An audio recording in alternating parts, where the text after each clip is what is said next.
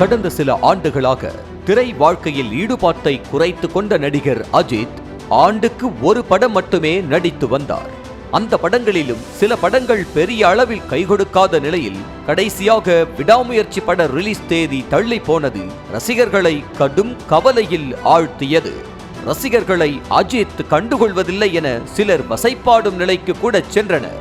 ஆனால் அத்தனை நெகட்டிவ் விமர்சனங்களையும் தனது ஒரே ஒரு கார் ரேஸ் மூலம் மாற்றி காட்டினார் அஜித். துபாய் ரேஸில் அஜித் குமார் ரேசிங் நிறுவனம் 3வது இடம் பிடித்திருந்தாலும் அந்த சாதனைக்கு அஜித் எடுத்துக்கொண்ட மெனக்கடல் அவ்வளவு எளிது அல்ல. திரை வாழ்க்கையில் கிடைத்த சொந்த பணத்தை வைத்து புதிதாக ஒரு ரேசிங் நிறுவனத்தை தொடங்கிய நடிகர் அஜித் திறமையான வீரர்களை வைத்து பலம் வாய்ந்த அணியை உருவாக்கினார். பெருமை வாய்ந்த துபாய் ரேஸில் அணியை பதிவு செய்து பயிற்சியை தொடங்கிய முதல் நாளிலேயே அஜித் மோசமான விபத்தில் சிக்கினார். முதல் நாளிலேயே விபத்தில் சிக்கினாலும் மனம் தளராமல் இருந்த அஜித் விடாமுயற்சியோடு மீண்டும் மீண்டும் பயிற்சி செய்து வந்தார். தகுதி சுற்றின் அடிப்படையில் அஜித் குமார் ரேசிங் அணி 7வது இடத்தில்தான் இருந்தது. ஆனால் போட்டியின் போது சீறி பாய்ந்து 3வது இடத்தை பிடித்து துபாய் ரேஸில் இந்திய கொடியை பறக்க விட்டு மாஸ் காட்டியிருக்கிறது அஜித் குமார் ரேசிங் நிறுவனம்.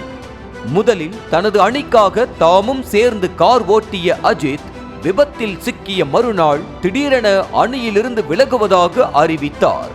சொந்த அணியாக இருந்தாலும் சக வீரர்கள் மீது நம்பிக்கை வைத்து அணியிலிருந்து விலகிய அஜித் ரெசூன் என்ற வேறொரு அணிக்காகவே கார் ஓட்டினார்.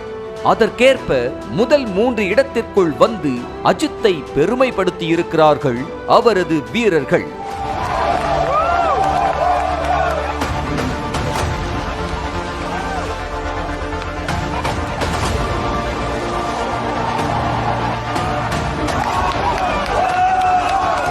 என்னதான் அஜித் திரை வாழ்க்கையிலிருந்து விலகி இருந்தாலும் ரசிகர்கள் அஜித்தை எப்போதும் விலக்கி வைத்தது இல்லை என்பதை துபாய் ரேஸ் மைதானத்தில் கண்கூடாக பார்க்க முடிந்தது.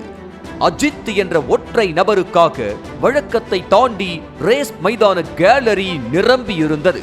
அந்த கூட்டம் முழுக்க அஜித்தின் பெயரை உச்சரித்து ஆரவாரப்படுத்தியதுதான் அஜித்தை இன்னும் உற்சாகப்படுத்தியது.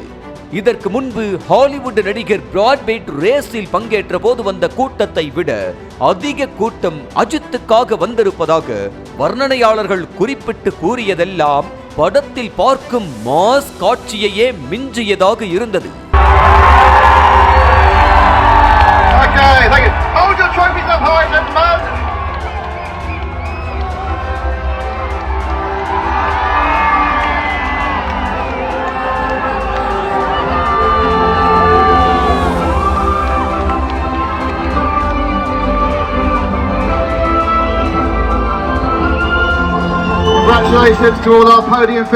அஜித் கார் ஓட்டவில்லை என்றாலும் கூட அங்கு வந்த ரசிகர்கள் கூட்டத்தின் ஆதரவு கொஞ்சம் கூட குறையவில்லை.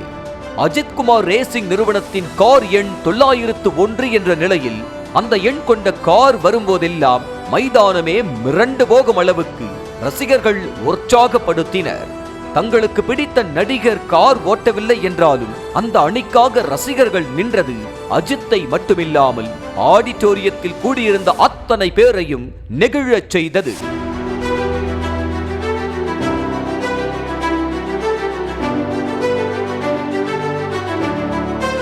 தற்போது நடந்து முடிந்த துபாய் 24H ரேஸ் போட்டியை அதிகபட்சமாக 5 லட்சம் பேர் பார்த்ததுதான் இதுவரை சாதனையாக இருந்தது. ஆனால் அஜித் போட்டியில் பங்கேற்ற காரணத்திற்காகவே அந்த ரேஸ் போட்டியை மொத்தமாக நேரலையில் மட்டும் 16 லட்சம் பேர் பார்த்திருப்பது தெரிய வந்துள்ளது.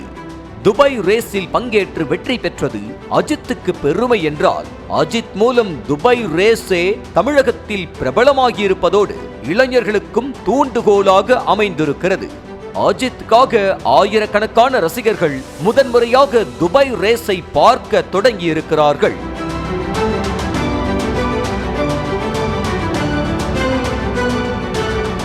துபாய் ரேஸ் வெற்றிக்கு பிறகு அஜித் முகத்தில் இருந்த மகிழ்ச்சியை பார்த்த பலரும் தனது பேஷனை நோக்கிய பயணத்தில் வெற்றி பெறும்போது இப்படித்தான் இருக்கும் என கருத்து பதிவிட்டனர். சினிமா ரசிகர்கள் என விலகி விமர்சனத்தை சந்தித்தாலும் தனது பேஷனுக்காக எதை பற்றியும் யோசிக்காமல் ஓடிக்கொண்டே இருந்த அஜித்துக்கு துபாய் கார் ரேஸ் மகுடம் சூட்டியிருக்கிறது. ஆசையை நிறைவேற்ற எந்த ஒரு விஷயமும் தடையே இல்லை என்பது எல்லாரும் சொல்லும் அறிவுரையாக இருந்தாலும் அது அஜித்தின் வெற்றி மற்றவர்களுக்கு எடுத்து காட்டியிருக்கிறது.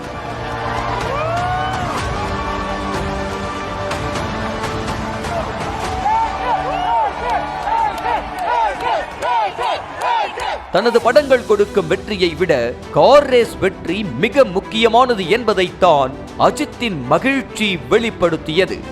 ஒரு நடிகர் தனது திரை வாழ்க்கையை தாண்டி வேறு ஒரு தொழிலுக்கு சென்று அதற்கும் இத்தனை பெரிய ஆதரவை பெற்றிருக்கிறாரா என்று பார்த்தால் அது சினிமா அடையாளத்தை தாண்டி சிறந்த மனிதராக திகழ்ந்த எம்ஜிஆர், கேப்டன் போன்ற ஒரு சிலருக்கு மட்டுமே அமைந்துள்ளது. படத்தில் நடித்தால் பல கோடி ரூபாய் கிடைக்கும் என்ற நிலையிலும் மற்ற நடிகர்களைப் போல இல்லாமல் சொந்த பணத்தை செலவு செய்து ஒரு அணியை அமைத்த அஜித் அந்த அணியை வெற்றி பாதைக்கு அழைத்து சென்றிருப்பதை பார்க்கும்போது கொண்டாடி கொண்டே இருக்கலாம் என்றுதான் தோன்றுகிறது.